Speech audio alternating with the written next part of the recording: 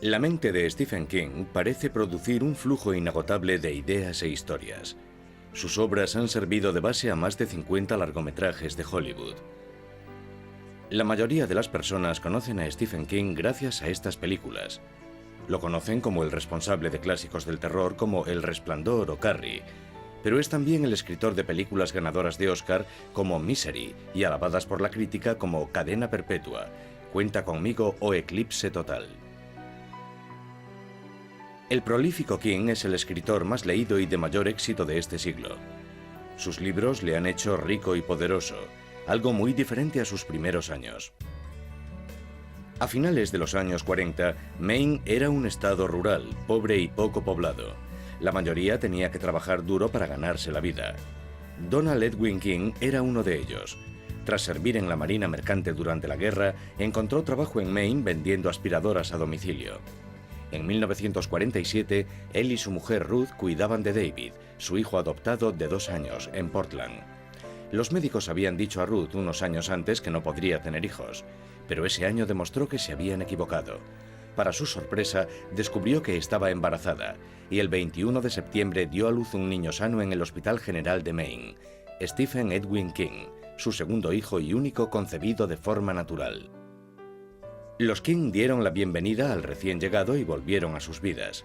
Como era habitual en esos años, Ruth era ama de casa y cuidaba de los niños, y Donald aportaba el dinero. Así hasta 1950, año en que Donald cambió las vidas de los King para siempre. Dijo, Ruth, salgo a comprar un paquete de tabaco. Y esa fue la última vez que lo vio. Ruth se encontró sola con sus 2 hijos, Stephen de 2 años y David de 4. Durante los siguientes 9 años viajaron por todo el país, de la costa este hasta el medio oeste, y otra vez de vuelta. Unas veces vivían con la familia de Ruth y otras con la de Donald. Ruth siempre esperó que Donald regresase. Lo que más recuerdo de mi madre es que era muy trabajadora y eso es algo que nos ha influido a los dos. No creo que nadie pueda decir que Stephen o yo somos unos vagos. También hemos heredado otra cosa de ella, la constancia. Compaginaba a menudo 2 o 3 trabajos para poder sacar adelante a su pequeña familia. A veces no podía pagar una canguro y los niños tenían que quedarse solos mientras ella trabajaba. David solía leer para Stephen y luego Stephen leía para David. Así era como cuidaban el uno del otro. Y cuando ella volvía a casa, les hacía preguntas para asegurarse de que habían estado atentos a la lectura. En esa época debían de tener 4, 5 o 6 años. Eran muy pequeños. Stephen y David crecieron rodeados de libros, principalmente de misterio. Tebeos de terror como los de EC Comics. Uno de los libros favoritos de Stephen era un clásico del terror, Drácula. En 1958, Ruth volvió a Durham, en Maine. Hizo un trato con su familia. Ella cuidaría de sus padres enfermos y, a cambio, su hermana Ethelaine le proporcionaría una casa en que vivir. Pagaban a Ruth con comida y ropa y en ocasiones trabajaba a media jornada para ganar algún dinero extra. Incluso según los parámetros de Durham, los King eran pobres. Su casa no tenía agua corriente y durante los fríos inviernos de Maine, Stephen y su hermano tenían que ir a casa de alguna de sus tías para poder bañarse en agua caliente. El modo en que Ruth se enfrentaba a su situación con sentido del humor y su capacidad como narradora influyeron mucho en Stephen. Ruth trabajaba en Pineland con disminuidos psíquicos. Para que un trabajo así resulte llevadero, hay que aplicar el sentido del humor a ciertas cosas que quizá no sean precisamente divertidas. En 1959, David y Stephen combinaron su amor por las palabras con la confianza en sí mismos que les había inculcado su madre. A los 13 años, David encontró una vieja máquina de mimeografiar y puso en marcha el Dave Rag o periodicucho de Dave. Stephen colaboraba con reseñas de programas de televisión. Los hermanos King eran los más pobres del pueblo, pero no pasaban desapercibidos. Dave era muy ambicioso en todo lo que hacía. Y Stephen era un gran lector. Era como un niño grande.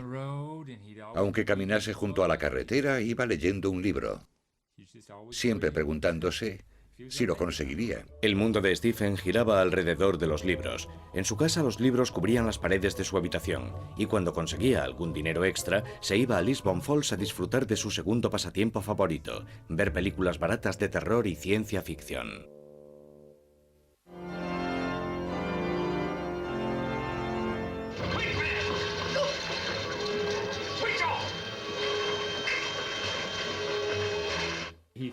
Devoraba revistas y películas de terror.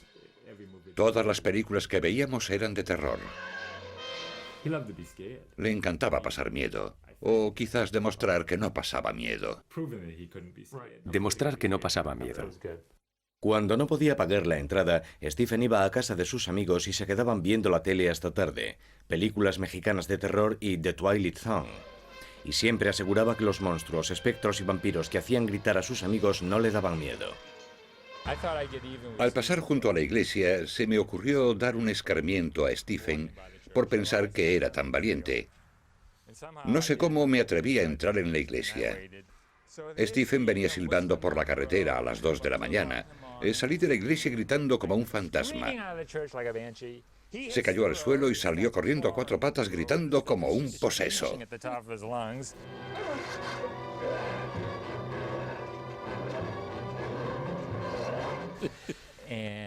Pensé que lo había matado. Lo agarré y lo sacudí. Soy yo, no pasa nada. Nunca me lo perdonó. De hecho, a Stephen le daban miedo muchas cosas. Las arañas, los espacios cerrados, las alcantarillas, los funerales, el número 13, la oscuridad. Pero lo que más miedo le daba era la delgada línea que separa el bien del mal. Cuando solo tenía 11 años, comenzó a coleccionar artículos sobre un asesino en serie real, Charlie Starkweather, que convirtió en una matanza un viaje con su novia por Nebraska y Wyoming. Stephen se enfrentó a sus miedos poniéndolos por escrito. En 1960, Stephen descubrió que su pasión por la escritura podía no ser una casualidad. Encontró una caja en el desván de su tía. Para su sorpresa, descubrió por las cartas de rechazo de varias revistas que su padre había intentado convertirse en escritor.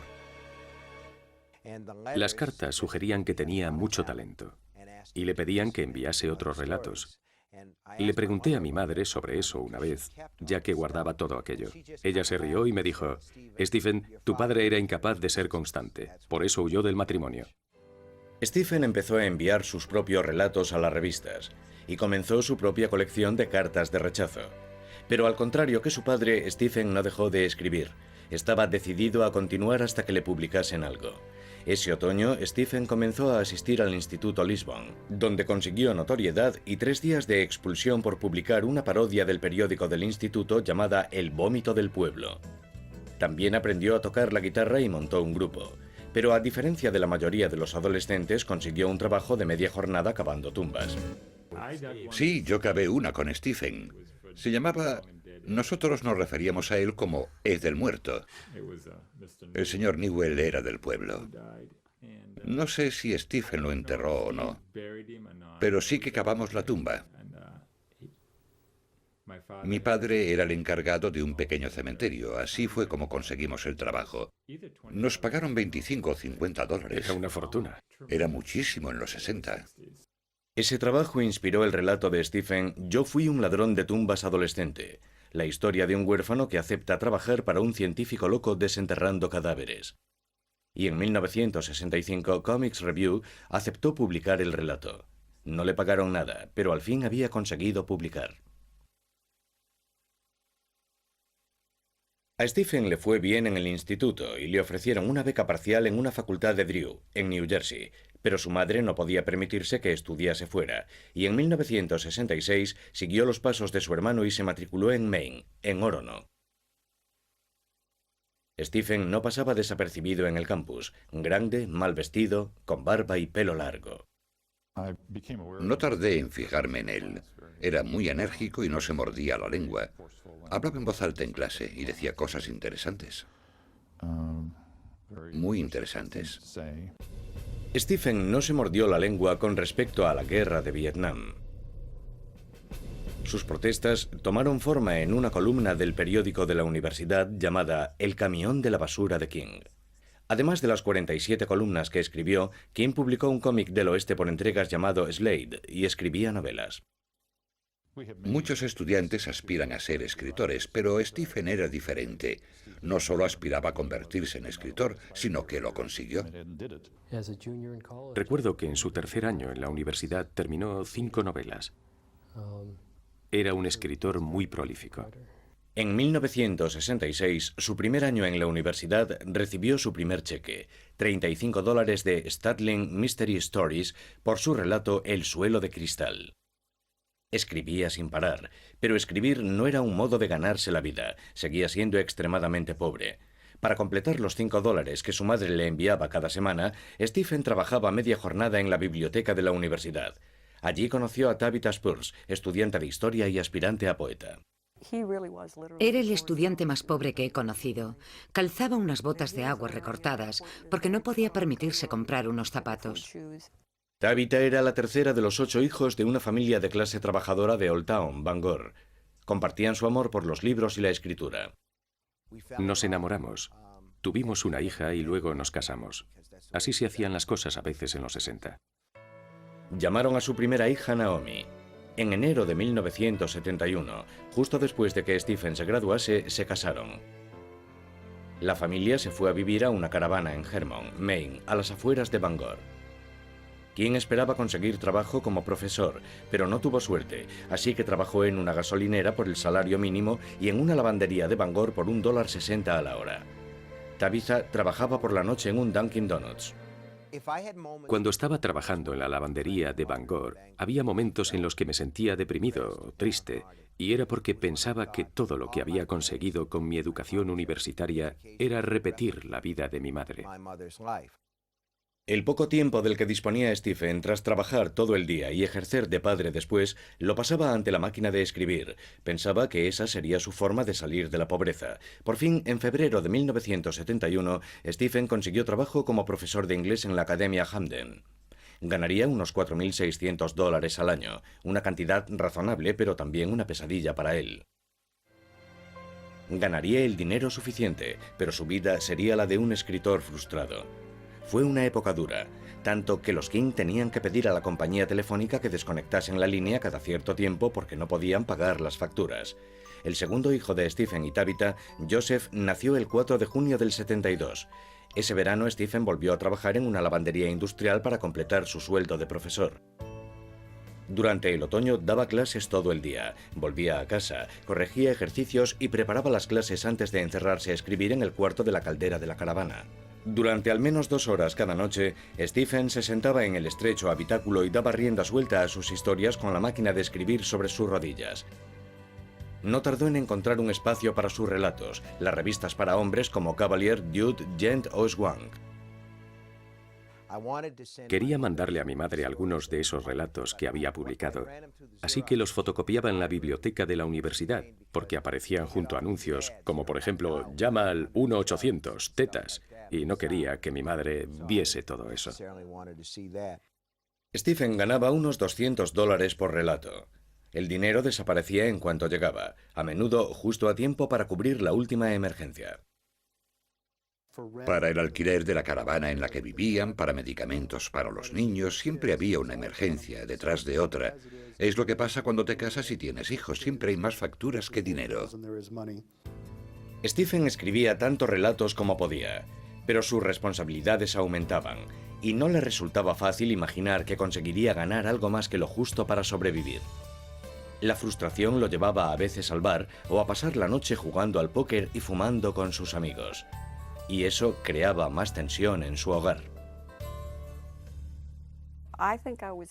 Creo que yo me enfadaba más por los $5 que se gastaba en tabaco cada semana que por cualquier otra cosa.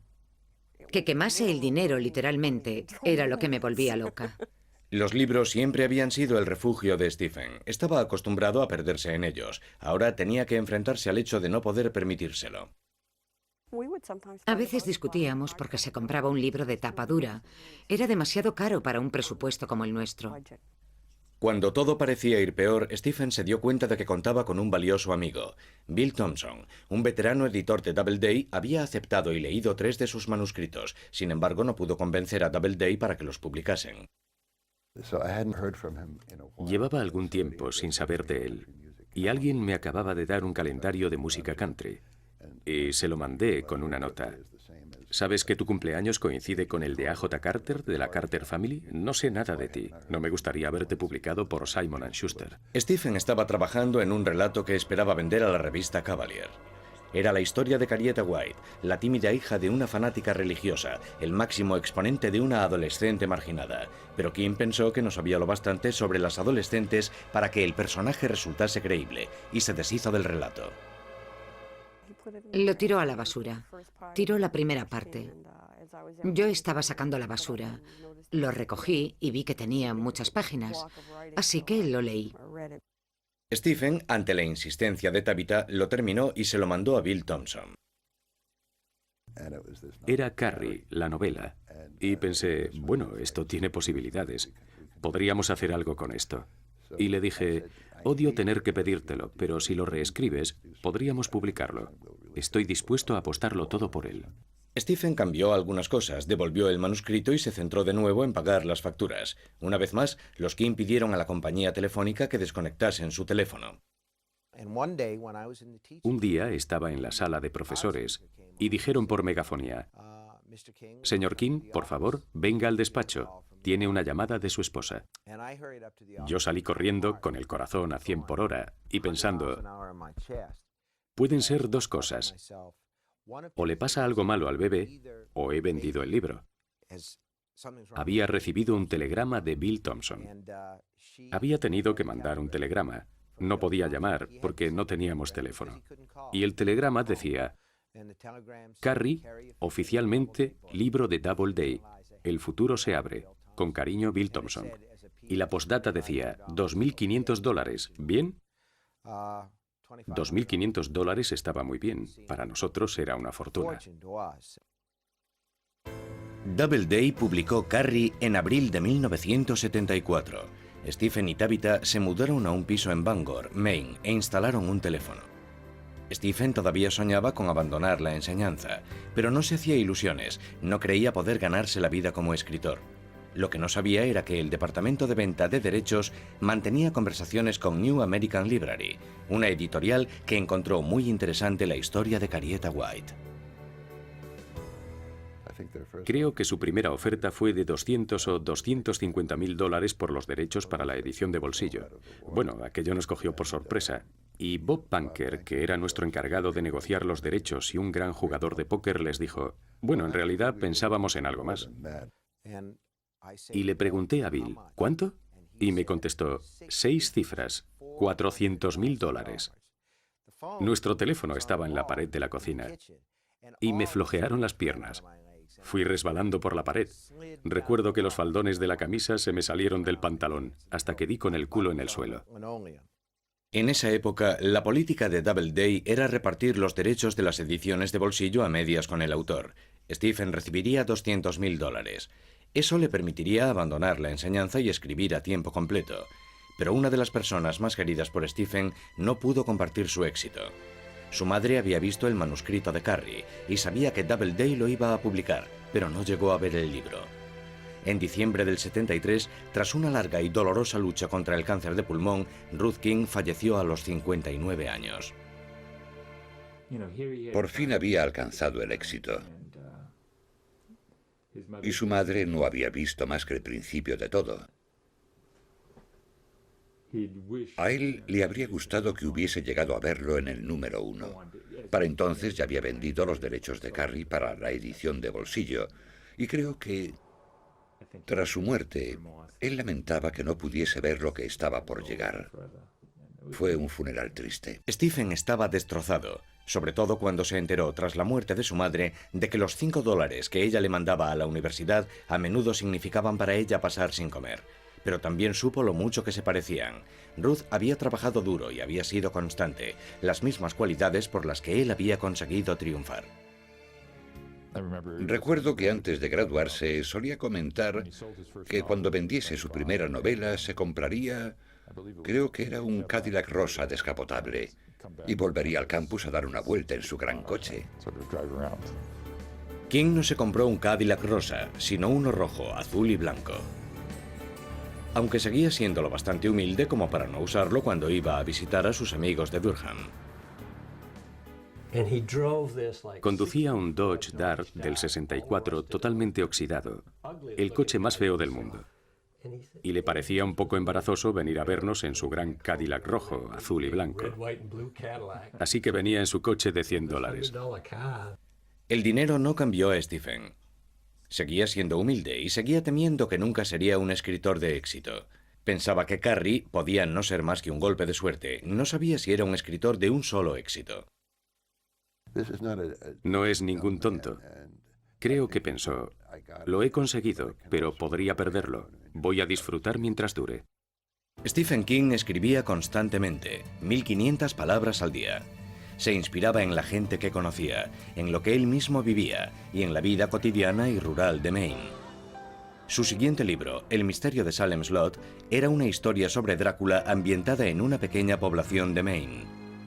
Envió el manuscrito a Doubleday, compraron el libro y vendieron los derechos de la edición de bolsillo por $500,000. De nuevo Stephen recibió la mitad. Sus 2 primeras novelas le habían hecho ganar casi $500,000. Algo increíble para un autor novel, y eso sin contar la venta de derechos para el cine. Tras La semilla del diablo, el terror estaba de moda en Hollywood, y Columbia Pictures compró los derechos de Carrie, su primer libro. Pero King no conseguía librarse del miedo de no alcanzar lo que tanto ansiaba. Pensó que un cambio de ambiente le inspiraría nuevas historias, y por primera vez en su vida tenía el dinero suficiente para dejar Maine. En otoño de 1974, los King se montaron en su nuevo Cadillac y llegaron hasta Boulder, Colorado. En Boulder, King no consiguió centrarse en el trabajo. Comenzaba una historia tras otra, pero ninguna lo satisfacía. Pensando que le vendrían bien unos días libres, preguntó dónde podía pasar un fin de semana tranquilo con Tabitha y los niños. Le recomendaron el Hotel Stanley, en Estes Park. De hecho, estaban a punto de cerrar durante la temporada de invierno. Se registraron y prácticamente tenían el hotel para ellos solos. La imaginación de King comenzó a desatarse. Paseaba por los pasillos. Veía una manguera enrollada y en su mente la veía y la oía cobrar vida y golpear el suelo. Comenzó a trabajar en la historia de un niño con poderes paranormales que corre el peligro de ser atrapado por el mal que habita en el Hotel Overlook y ve su vida amenazada por un padre borracho. Pero esta no era solo otra historia de terror. Stephen estaba escribiendo sobre sus propias vivencias. Sobre todos los que han estado casados 3 o 4 años y han estado sin Blanca y todo eso, se crea una gran tensión entre las personas. Y hay mucho de eso en la novela El Resplandor, que tiene que ver con el alcohol, con la ira, con muchas de las cosas que yo sentía en aquella época. Stephen King terminó El Resplandor en Colorado. Aunque Boulder le había inspirado, el corazón de Stephen estaba en el este. En 1975 regresó a Maine con su familia.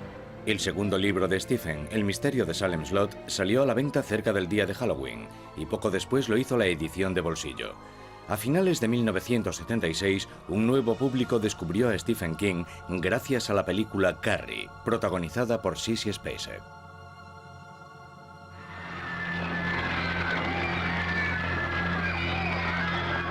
Fue un gran éxito de taquilla. La película, que había costado menos de $2 millones, recaudó 30 millones solo en los Estados Unidos. A Stephen le encantó. Le encantó la forma en que Brian De Palma había dirigido la película y le encantó acceder a un público nuevo. Y gracias al éxito de Carrie, a Hollywood le encantaba a Stephen King. La película Carrie puso a King en el mercado de un modo que un libro no podría haber conseguido.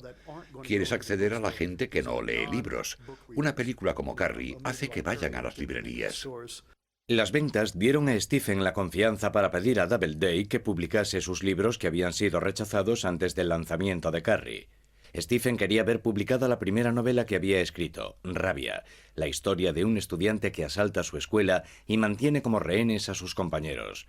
Pero Doubleday no quería saturar el mercado con su nombre, así que convenció a la empresa que publicaba sus ediciones para lanzar Rabia bajo un seudónimo, Richard Bachman. Rabia, de Richard Bachman, se hundió como una piedra. El mundo no quería una novela de Richard Bachman, y creo que se sintió bastante decepcionado. Pero el mundo quería un nuevo libro de Stephen King, y en 1977 Doubleday publicó El Resplandor. Se vendieron 50.000 libros de tapa dura, y Stephen jugaba ya en una nueva liga. Fue su primer superventas en tapa dura. Las ventas de la edición de bolsillo ascendieron a casi 2,5 millones de copias. Los 3 primeros libros de Stephen King eran ya superventas, y con La danza de la muerte, editado en 1978, produjo su obra maestra. Este libro es probablemente el favorito de todos, el que todos quieren conseguir. Hoy día su precio supera los $1.200. La danza de la muerte es única en la obra de King. Aquí se muestra como un autor capaz de crear personajes grandes y pequeños al estilo de Dickens. La danza de la muerte es una novela apocalíptica sobre un virus de la gripe que mata a la mayor parte de la población. Los supervivientes se enfrentan en una batalla del bien contra el mal. El manuscrito original tenía 1.200 páginas y pesaba 5,5 kilos. Doubleday rehusó publicarlo si Stephen King no eliminaba 400 páginas. Stephen, que había hecho ganar millones a Doubleday, se sintió con derecho a exigir, pero ellos insistieron. Para empeorar las cosas, debido a un contrato anterior que distribuía sus ganancias en pequeños incrementos anuales, ni siquiera recibía su parte de los beneficios. Pero lo que ya no pudo soportar fue el modo en que los ejecutivos de Doubleday trataban a su escritor más importante. Cada vez que venía a Nueva York a reunirse conmigo, a repasar un manuscrito o lo que fuese, cuando caminaba con él por los pasillos y nos cruzábamos con algún jefazo, nunca lo reconocían. Tenía que volver a presentárselo. En 1978 dejó Doubleday y negoció un trato con New American Library, responsables de sus ediciones de bolsillo. Le dieron un adelanto de $2,5 millones por 3 libros. Las cosas habían cambiado mucho para el escritor que solo 7 años antes había llorado de alegría por sus $2,500 de adelanto por Carrie. Ahora podía vivir con su esposa, Tabitha, y sus 3 hijos donde quisiese, pero decidieron quedarse en Maine. Alquilaron una casa en las afueras de Bangor, en Orrington, junto a una carretera con mucho tráfico y peligrosa, como pronto averiguarían. De hecho, los camiones mataban a tantos animales que estos tenían su propio cementerio. El bosque que estaba tras la casa de Stephen. Uno de los niños, que tenía un carrito, ponía el cuerpo en él, lo arrastraba, lo llevaba hasta allí y con gran ceremonia cavaba una pequeña tumba, lo enterraba y después oficiaba allí un pequeño funeral. Cuando Smaky, el gato de Stephen, fue atropellado, también fue enterrado allí. Y entonces los King se enfrentaron a la peor pesadilla de todo padre. Su hijo menor casi perdió la vida en la carretera. Como muchos de los peores miedos de Stephen, se convirtió en una novela, Cementerio de Animales, la historia de un padre que devuelve la vida a su hijo muerto y debe vivir con las consecuencias. En la novela, el hijo de 2 años pierde la vida en la carretera, por lo que me resultó muy difícil leerla. A Stephen, como padre de familia, le aterraba lo que había escrito. Guardó el manuscrito en un cajón durante 3 años. Empezó a escribir un nuevo libro, La zona muerta, una novela basada en sus problemas para aceptar su extraordinario talento y las consecuencias que esto conllevaba. Conforme la fama de King aumentaba, sus admiradores se volvían más persistentes. Algunos aparecían en su casa pidiendo dinero. A Stephen le resultaba cada vez más difícil mantener su privacidad. Una vez le dije que La zona muerta era una novela autobiográfica. En la trama de La zona muerta aparece una persona con un don que le hace la vida muy difícil, porque todos quieren un poco de ese don.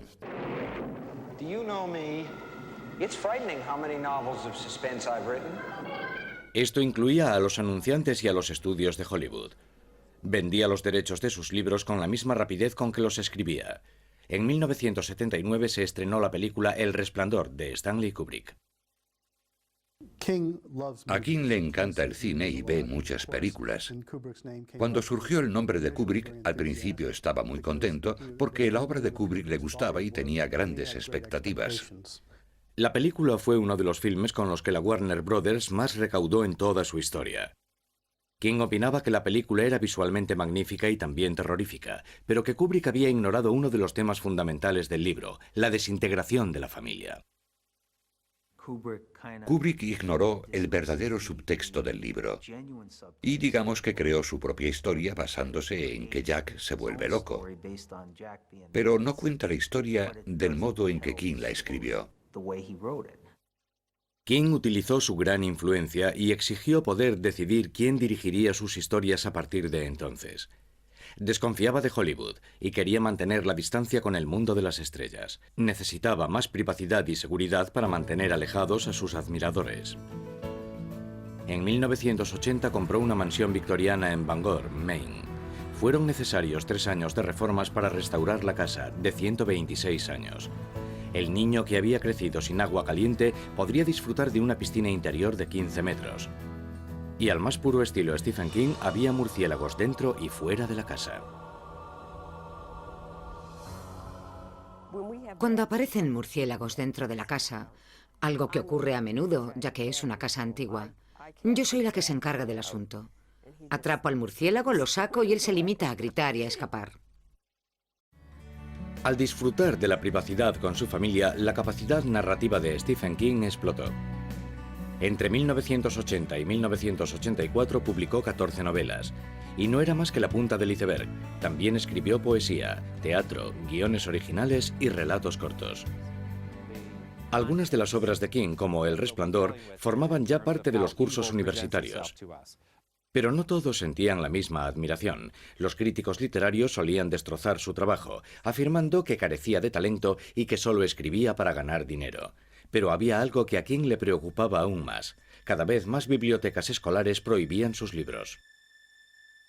Los problemas aumentaron cuando se dijo que varios tiroteos en escuelas habían sido inspirados por una de las novelas de King, Rabia, publicada bajo el seudónimo Richard Bachman, como ahora se sabía.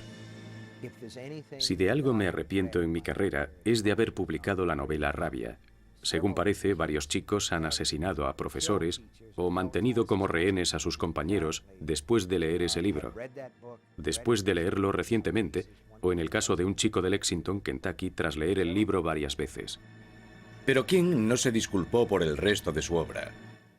De hecho, se suele manifestar a favor de la libertad de expresión. Y en 1986 colaboró en una campaña contra la prohibición de libros durante una manifestación celebrada en Virginia Beach. Ese mismo año, Stephen demostró ser algo más que el rey del terror. Uno de sus relatos, El cuerpo, se convirtió en la película Cuenta conmigo, de Rob Reiner. Look over there! I see him! I see him! None of us could breathe. Somewhere under those bushes was the rest of Ray Brower. Esta historia de iniciación ambientada en Maine se basaba en un suceso real de la infancia de King, y los 4 chicos eran una combinación de varios de sus amigos de Durham. La película despertó en King viejos y emocionantes recuerdos. Cuando la película terminó me dijo, dame unos minutos, ahora no puedo hablar. Y estuvo fuera 20 minutos, y luego dentro sentado solo. Le llevó un rato recuperarse, porque para él fue doloroso revivir aquella época. A finales de los años 80, Stephen King había vendido más de 100 millones de libros. Era uno de los hombres más poderosos de Hollywood y del mundo editorial. El que se había definido como un paleto de Maine dirigía un imperio que incluía libros, series de televisión y grabaciones de sus libros. By then, he was having a hard time keeping her from leaping back across the room and grabbing David. Su camino desde la pobreza a la riqueza parecía una película de Hollywood. Al contrario que sus historias, parecía que iba a tener un final feliz. Había sido feliz en Maine y ahora podía devolver algo a Maine. En Bangor no disponían de un campo para la liga infantil de béisbol. Su hijo menor, Owen, era un buen lanzador y Stephen, gran aficionado al béisbol, decidió que era el momento de saltar al campo. Se le ocurrió construir un campo para la liga infantil de béisbol aquí en Bangor. Corrió con todos los gastos y todo surgió de su interés porque los niños tuviesen un campo decente en el que poder jugar. Stephen tampoco olvidó la importancia que la biblioteca pública había tenido en su formación como escritor. Con su esposa Tabitha como directora, encabezó una campaña para recaudar fondos con el fin de ampliar la biblioteca municipal de Bangor. Incluso consiguió hacer realidad un sueño de juventud, ser una estrella del rock. Compró la emisora local especializada en música rock para asegurar su supervivencia. On rhythm guitar, Stephen King. Y junto a otros escritores como el periodista Dave Barry, salió de gira con los Rock Bottom Remainders para recaudar fondos para apoyar la alfabetización y otras causas. Su mayor miedo es que toda la banda deje de tocar y le digan, ahora tú.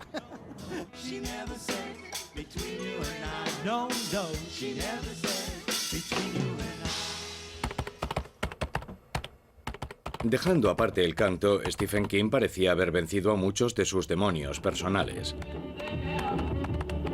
No necesitaba preocuparse por sus ingresos, por el fracaso o por no llegar a ser el padre de familia que quería ser. Podía escribir solo por el placer de hacerlo, y su trabajo era cada vez más respetado. La película Misery, de 1990, que se basaba en una novela suya de 1987, consiguió 4 nominaciones a los Oscar.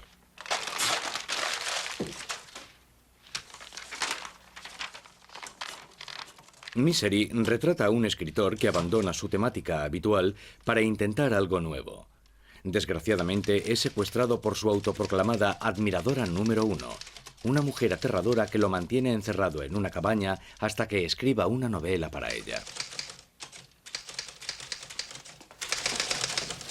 I'm sorry, Paul. This is all wrong. What? You'll have to do it over again. It's not worthy of you. Throw it all out. Except for that part of naming the gravedigger after me. You can leave that in. I really value your criticism, but maybe we're being a little hasty here. Paul. Stephen también tiene admiradores demasiado entusiastas. A pesar de las medidas de seguridad, su casa de Bangor fue asaltada una noche de abril de 1991, mientras Tabitha se encontraba sola en casa. Entró por una ventana y me dijo, tengo una bomba y te voy a matar. Y yo dije, oh, y salí en pijama por la puerta más cercana. Si los acosadores representan las desventajas de la fama, Stephen King parece llevarla mejor que otros. El público parece no cansarse nunca de sus historias. Durante los años 90, sus libros siguieron entre los más vendidos y sus series de televisión fueron grandes éxitos. Y gracias a películas como Eclipse Total y Cadena Perpetua, aumentó su prestigio como escritor serio. En los últimos 10 años se ha producido un cambio importante. La gente lo veía como un escritor rico y popular. Creo que ahora muchos lo consideran un escritor importante. En 1999, King tenía más de lo que habría podido soñar.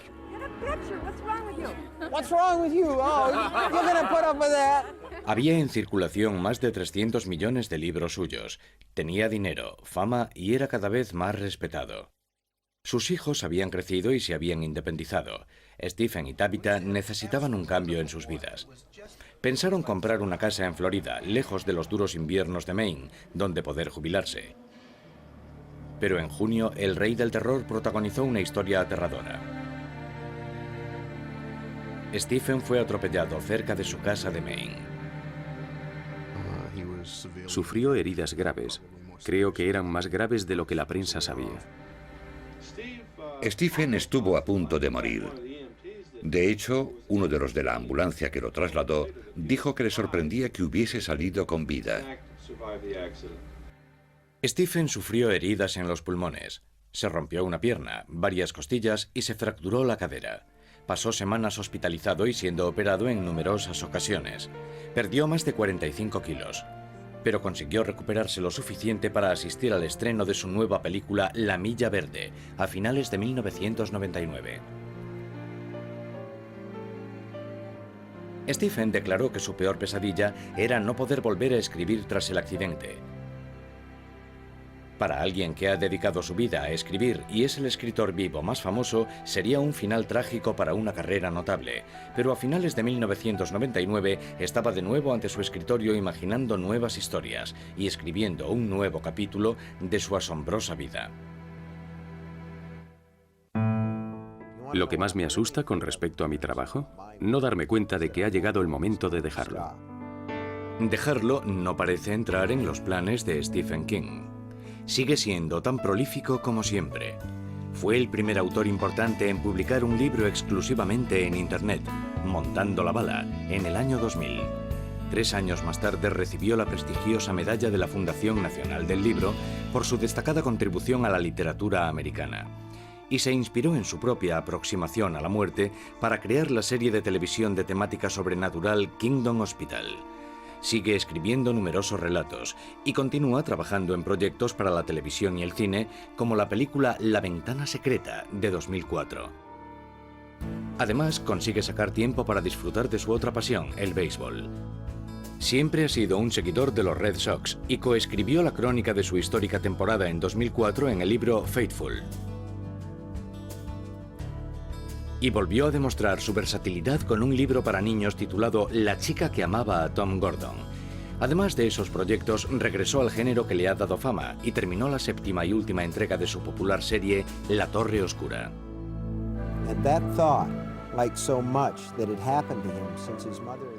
El trabajo que ha hecho es asombroso, no solo por el volumen de su obra, sino por el tipo de material y los personajes que ha creado. Creo que es uno de los mejores narradores de la historia. Comparto la opinión de que Stephen King ha narrado la segunda mitad de este siglo de un modo que hará que la gente lo lea dentro de 50 o 100 años. As if his mind and body had turned into some sort of pipe. He is in there. I know he is.